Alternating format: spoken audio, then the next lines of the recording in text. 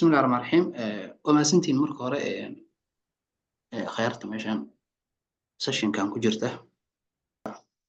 R programming mar hada programming maqashana waxa kugu soo dhacay wax la xiriira computerka iyo kulliyadda IT iyo hawlahooda waana sida saxda laakiin luqadan R programming la yiraahdo codkayga fasiixa loo maqlaa soo maaha luqadan R programming la yiraahdo waa luqad maxuu ahaa aan dhihi karno multiple domains ay ka kooban tahay oo ay ka shaqeyn kartaa dabcan asalkeedii horena waxaa loo soo saaray oo maxuu ahaa ujeedada luqadan loo soo saaran ay ahayd in manual calculationkii lagu samayn jiray statisticska maadaama hawshaas waqtiga ku baxaya iyo in ay aad u badnaatay iyo resultiga laga helayo waxaa la isla gartay war suurtagal ma tahay luqad statisticskan aan ku qorayno sabuuradda ee waqtiga badan muxuu ahaa iyo calculationka badan naga haysta suurtagal ma noo tahay inaan computerized ka dhig yes wala samayn karaa markaas loo fakaray in la soo saaro luqadan R program meesha ka timid iyo aad ay u dheer tahay luqad hore oo ka horeysay luqadan dabcan waa dialect ama lahjad sida aan naqaano waxa jirta luqad hore oo ka horeysay laba luqadood oo ka horeyso schema iyo S programming dhigi jiray labadaas luqadood oo markii hore maxuu ahaa ayagana statisticska in loo isticmaalo computerized isku day laakiin cilado qabsad aawadeed ay maxuu ahaa hore ugu socon waayeen shirkadaha hore soo saaray niman kale laba nin oo marka saaxiibo ah waxay aad u arkeen oo aad u darsin dulduleelada ay leeyihiin luqadahaas hore markaasay implementationkii iyo codingkii intay isku keeneen labadii luqado hore waxay soo saareen luqadan la yiraahdo R program dabcan sessionkan waa iska introduction maadaama uu iska introduction yahana maanta wax badan oo luqadan ku saabsan historygeeda iyo sida toolskeeda kala duwan loo isticmaalo ama toolkeeda hadduu ahaa R studio iyo R hadduu yahay yaan isku daynaa insha Allah inaan ku soo koobno idinkana waxaa idinka rabaa insha Allah inaad ku shubataan oo hadhow softwarekaasna shaqo yar oo sambal aan ku qabanaa insha Allah R markii la hayo marka horta waa open source waxaa la yiraahdaa waa application lagu rangarayn karo computer walba iyadoo wax lacag laga qaadin open source programming language waxayna caan ku tahay oo aad loogu isticmaalaa statisticska iyo data analysis iyo statistics meel ma kala jiraan laakiin statisticska iyo data analysis ka loo isticmaalaa ujeedada ugu weyn oo R loo dhisayna waxayba tahay dadka statisticianska inay common statistical operationska u isticmaalaan luqadan iyadoo maxuu ahaa jidkii dheeray la maray la soo fududeynayo luqadan waxay leedahay features kala duwan iyo libraries wax loo yaqaano kuwaasoo loogu talagalay inta badan plottingka sawir ahaan in xogtii loogu soo muujiyo calculationkeedii la sameeyo kadibna xogtaas haddii loo baahdo predictive modeling loo dhiso predictive modeling dabcan waa statistic qaybta maxuu ahaa inferentialka la xiriirto saadaalinta iyo maxuu ahaa waxyaabahaas la xiriirta luqadan marka waxyaabaha ka dhigay inay aad data science mud ugu caansan ka mid ahaato waxa koow ka ah inay predictive modeling tahay inay plottingkeedu fiican yahay sawirro maxuu ahaa iyo visualization aad ugu fiican tahay sidoo kalena ay leedahay powerful features iyo libraries tiro badan oo suurtagal ka dhigi kara haddii functionska luqadan ay ku dhisan tahay shaqadii aad rabto ay ku qaban waayaan inay awood ku siinayso inaad libraries dheeriya soo degsato si ay shaqadaadii wax qurux badan iyo hawl qurux badan ugu daraan kadibna result fiican kaaga soo baxo ujeedada ugu weyn marka luqadan loo soo saaro kow in statisticski loo isticmaalo sidoo kalena daatada lagu analyze kareeyo ugu dambeeyna predictive modeling haddii saadaalin iyo wax lamid ah loo baahdana in lagu adeegsado ayadan laba nin oo saaxiibo ah oo la kala yiraahdo Ross Ihaka iyo Robert Gentleman labadaas nin waxay soo saareen luqadda R ama abuureen labadaasna waxay ka tirsanayaan dabcan qaybta statisticska ee jaamacadda Auckland sanadkii 1990 ilaa iyo 91 buugaagta qaar qoraan dabcan 91 loo badan yahay laakiin buugaagta qaar waxa arkaysaa 90 ilaa 91 qoray in luqadan la soo saaray markoodii ugu horeysay waxa luqadan public laga dhigay 1993 nasiib darro markaas luqadu maxuu ahaa applicationada ay soo saaraysa lacag ay ahaayeen nin saaxiibkooda oo la yiraahdo Martin Makler wuxuu u suubiyey fikrad cusub oo ah warnimada luuqadan inaan ka dhigno waxuu ahaa lacag oo aad ka dhigtaan waxay culays ku keentay labadii luuqadood oo hore oo luuqadan laga soo dharaandariyey iyo culays ku keentay maadaama waxyaabihii suuqa ka saaran ay kamid ahaayeen nimay suurtagal ma idinta inaad general public license inaad luuqadan iyo koodkeeda iyo waxooda dhanba free ka dhigtaan dabcan markaas 95 waxa laga dhigay luuqadii dhanba free maadaama 93 markii la soo saaray ay lacag ahayd qisadaas saddexdan nin ama labadan nin oo soo saartay ninka dhaxmaraysa waxay kaga hadleen buugana waxay kaga hadlayaan jidkii ay soo martay meeshii ay ka timaaday sida ku bilaabatay iyo wax la midka ah ay journalkan ay ku daabaceen Journal of Computational Graphical Statistics sanadkii 1996 luuqadan marka luuqad walba oo la soo saaro waxa jira luuqada ay tartan kala dhaxeeyaan oo ay mar walba cadaadis kala kulanto programming luuqada kaliya ee la isleeyahay way ka fiican tahay ama tartanay maxuu ahaa kala kulantaa mar walba waxa la yiraahdaa inay tahay luuqada Python programming oo ayadana luuqad kale ah oo loo isticmaalo ayadan domains kala duwan ayadana marka waxyaabay aad ugu fiican tahay waxa kamid ah exploration-ka statistics-ka plotting-ka oo sawirada iyo sidoo kale inay maxuu ahaa leedahay laba nooc oo kala duwan inaad package-na soo degsan karto hadii shaqadii programming luuqadan ay ku qaban weyso hadii kala functions-ka ee luuqadan built-in ku aheedo ku dhisneed ay adeegsatana labadaba adeegsan karto sidoo kalena waxa jira functions-kaas haday kugu filnaa waayaan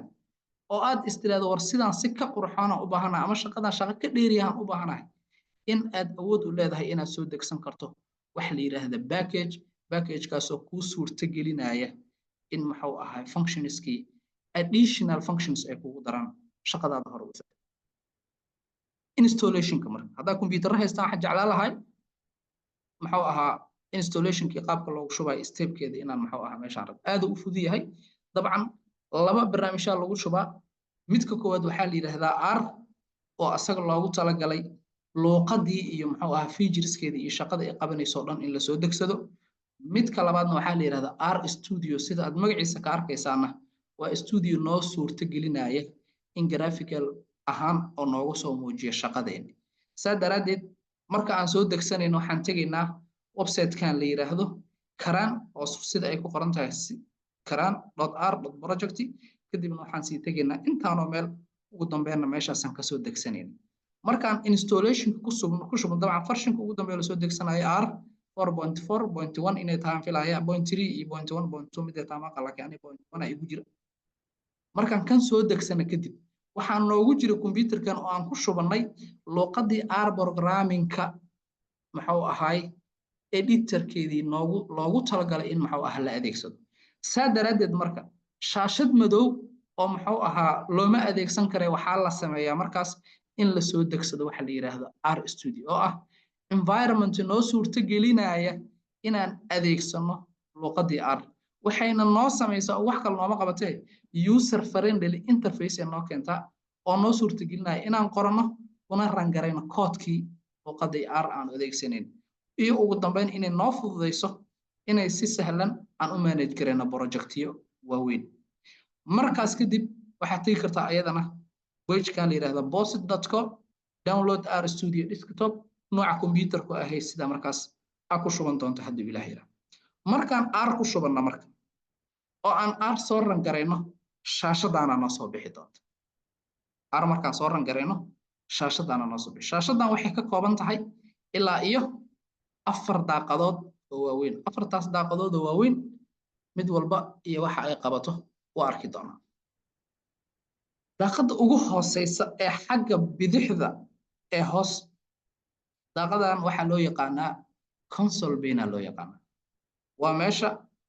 result walba oo aan soo ran gareyna ka soo bixi doonaan hadaan u baahno inaan wax ku qornana aan ku qori karno sida ugu horeysa bottom left pane waa interactive console pane waxa loo isticmaalaa sida hadda meeshan ka muuqato 10 lagu dhiftay laban qoray markaan enter irina waxa ii soo baxday result-geedii oo midii ahayd waxa ahaa laakiin waa console-ku waa shaashad madow sida saxda laakiin shaqadii way noo qabanay midka labaad oo top left-ga marka aan ka hadlayo waa midkan maxuu ahay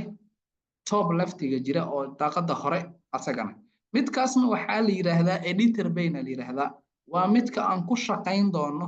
oo aan code tirada badan ku qori doono kadibna aan calculation iyo analysis wax walba aan u baahno aan ku qori doono hadda meeshan waxa si simple ugu qoray variable aan waxaan ku shubay kaliya 20 halkaasaan maxuu ahaa rank leeyahay haddii kalena control enter aan leeyahay waa ii ran garaysmi doonaa haddii aan u baahdana variable kana highlight garan doonaa enter haddaan iraahdo ama control enter irahdana resultigu waa ii saar doonaa waa meesha aan ku qorayno R scriptiga waa meesha aan maxuu ahay new filekaas marka aan soo abuurno noo soo bandhigmi doonta afarta shaashada marka la joogo bottom right pane ayadana waxaa loo yaqaanaa utility pane ama utility window ilaa iyo waxaa kusii hoos jira dhowr taabis oo kala duwan oo magacyo kala duwan ah fileska haddaad tagto wixii fileska ah iyo meesha aad markaas ku shaqaynayso working directory-ga yaad arki doontaa plots qayb la yidhaaho leeyahay oo loogu talagalay in ayadana lagu soo muujiyo wax alle wixii graphics ah haddii ay kuu dooran yihiin wax alle iyo wixii packages ee kuu rangaraysan ama kuu dooran ama kuugu jiro computerkaada meesha aad ka arki doonto waa meesha midkana waxaa la yidhahdaa asaga bottom right ka midka ah waxaa la yidhahdaa utility window waa la yidhahdaa ama utility pane midka ugu koreeya marka environment pane la yidhahdaa environment pane ama maxuu ahay meesha loogu talagalay shaqada iyo xogta aad ku shaqaynayso faahfaahinteedii in arag haddaad variable abuurto waxay kuu sheegi doontaa in variable oo ku abuuran yahay qiimahaasna ay kuugu jiraan haddii data frame abuurto wuxuu kuu sheegi doonaa data frameka inta row iyo inta column ku kooban yahay asagoo observation instance camal usoo qaadan doona haddaad function abuurto function noocaas ha abuurtay warkii oo dhan wuxuu kusoo koobi doonaa wuxuu ku siinaa useful summary oo ah information ku saabsan xogta aad ku shaqaynayso afartaas bayn oo kala duwan oo u muhiimsan uu leeyahay markii la soo kiciyo R Studio meeshaasay ku eg tahay dabcan waxaa isla arki doonaa haddii ilaahay yiraahdo sida luqadda ay u shaqaysay wax la mid waxaa laga yaabaa mid inuu kaa qarsoon yahay oo saankaa yahay qaybtaas hoose yaa maxuu ahay la tagaa markaasaa lagu dhiftaa haddoo kan kaa qarsoon yahana maxuu ahaa qaybtaas hoose ayadana la tagaa dabcan afartii daaqadood aan ka hadlayay marka luqadda R program waa meeshaan editor banka ugu muhiimsan editor banka file cusub file cusub oo sidaan u soo samayso waxaad tegaysaa file maxuu ahaa new file aad tegaysaa R script yaa leedahay R script markaad tiraahdo mid cusub aa kuu soo baxay mid cusub marka kuu soo baxay waxaa horey usii jiri doona marka kuwan sidooday ahaan doonaan waxa aan bedelay waa new editor aan kusoo dara keliya oo micnaheedu yahay editor cusub oo aan code ku qortaan u baahanahay codekaas marka aan qoran doono haddii uu jiray code hore iigu rangaraysnaa resultyadiisa meeshaan ay iga muuqanayaan keliya kan waa wax hadda isbedelay haddaad rabto inaad iska tirtirto midkan control L kaaga filan haddii aad control L maxuu ahaa code hore aad halkan ka tirtana waa awoodaa oo maxuu ahaa clear console meel la yiraahdo halkaas oo brush wax xaqin camalaha ku yaala qaybtana markaa raba inaan tiro objectyada iyo waxa ahaa oo aan workspace-ka ku jiraan raba inaan tiro hadda kan oo kale haddaan iga tirdaho waa weydiinayaa waxyaabahan oo dhan iyo wixii qarsoon markaa tirahaa dabcan iga tiran leeyahay empty environment yaa ii soo baxay hadda environment-gayga waa empty isla faham halkan markaan joogno marka meeshaan fileska oo kale ayadana wixii file ah oo maxuu ahay computerkayga iyo meelaha ay kala joogaan iyo working directory markaas aan ku shaqeynayo oo my document ah ii soo saari doona plot haddaan tago hadduu sawir jiro meeshaan aad loo adeegsadaa in zoom in iyo zoom out la yiraahdo hadaa rabto inaad degsato packageska iyo waxyaabahaas oo dhan kuugu jira mid walba oo kuugu jira maxuu ahay calaamad jeeg oo kuu saari doonaa waxa aad dareemaynaa hadda kuwa idinkugu jiro oo dhan maxuu ahaa aniga hadda iigu jiro oo dhan calaamadaas oo ii soo saaray oo maxuu ahaa inay ii download garaysan yihiin oo kale halkan ayadana helbiga oo kale waa jira ayadana waa meesha ay kasoo bixi doonto kasoo baxayso halkan haddaan calaamad su'aal sam haddaan iraahdo oo aan control enter iraahdo meeshaanay iiga soo baxaysa haddaan iraahdo calaamad su'aal haddaan iraahdo summarize oo kale asagana waa ii soo bixi doontaa hadduu jiro functionkaas waa ii soo bixi doontaa oo documentation laga hayo haddaan calaamad su'aal summarize iraahdo documentation ba haddii laga hayo meeshaas iiga soo bixi doonaa any function oo aad markaas is leedahay maxuu ahaa waxbaad rabtaa inaad ka fahanto waa lagu soo saari doonaa matrix oo kale calaamad su'aal haddaan iraahdo ii soo saar matrices waa kuwana meeshaana asagana waxaa lagaaga soo saari doonaa sida loo isticmaalo iyo resultigiisa iyo waxyaabihii la xiriiro dhan oo warbixin ku saabsan lagaga soo saari doono meesha marka qaybta page-ka oo maxuu ahay qaybtan utility bank la yiraahdo qaybteeda helbiga laga akhrisan karaa hadaa weysid marka mid walba waa tagi kartaa waa isku gudbi kartaa afartooda waa isoo gudbi kartaa meeshaan ugu muhiimsan marka meeshaan ugu muhiimsan halkan waa iska tiri karnaa halkan wax waa ku qori karnaa console-ka oo waxay la mid tahay console-kan oo shaashadii madoobeed ah haddii aan tagoon iraahdo 10 waxaa ku dartaa 2 oo aan enter dhaho result-iya ii soo baxay sida meeshaan aad ka arkaysaan shaashadan iyo waxa isla mid ah console bank-kan labadaba waa isla mid haddaan iraahdo 10 waxa uu ahay waxaad ku dhifataa 2 ku dhifo aan enter iraahdo result-igaas ii soo baxay control L aan leeyahay oo macnaheedu yahay iga clear garay halkan marka mid mar alle iyo markii aan maxuu ahaa variable iyo abuur iraahdo oo iraahdo 20 iigu shub oo enter dhaho wax kale kuma sii dari karo laakiin midaan waxaan dhihi karaa variable iyo abuur waa qaybta editor-ka ah variable kan iyo abuur waxaan iigu shubtaa 25 intaraan leeyahay maran garaysmin marka oo macnaheedu yahay adiga laga sugaa inaad inta kor tagto ama meeshaas ugu dambaysa aad tagto ama aad highlight garayso labadaas midaa samayn kartaa meeshaan ugu dambaysa inta badan la tagaa markii meesha ugu dambaysa la tago variable-kayga hadda maxaa ku shubmaya isleediin variable hore 20 ay igu jirtay haddana waxaan 25 igu shub maxaa isbedelaya isleediin ku shubmay Soomaa sababta la isma weydiinayo war variable-kan hore qiimo 20 ah uu jiray 25 maxaa kala doonay 25 dabcan way ku shubmata hadeer awalna 20 ah ku jirta hadda haddaan iraahdo intaan doorto aan iraahdo variable ii soo daabac haddaan iraahdo ii soo daabac haddaan iraahdo 25 la ii soo daabaca sababta wax kale ma ahani variable-ku waa dynamical change oo ah qiimihii markaas u dambeeyay aa lagu shubaya haddaad 100 values kala duwan ku shubto variable-ka qiimihii u dambeeyay markaas yaa lagu shubi doonaa